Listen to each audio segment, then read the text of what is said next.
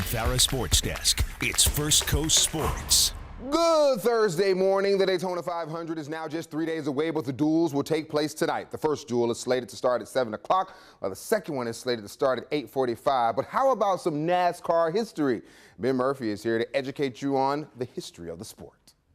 I'm a Florida boy, born and raised, but my first love is golf.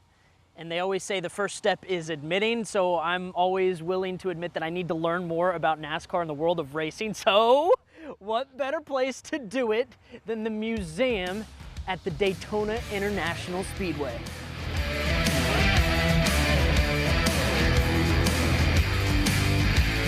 What's cool about the race here is that they used to actually race on a beach type surface. It was truly a Daytona Beach type race.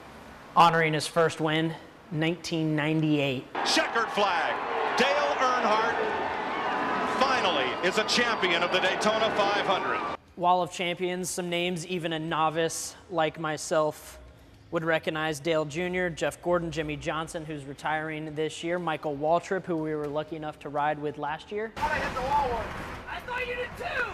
You know, I'm only from about an hour away from this racetrack, so really growing up, it's a shame that I didn't know more about the history of this race, but today gave me great insight on what the Daytona and Daytona 500 means to the First Coast, this town, and the world of racing.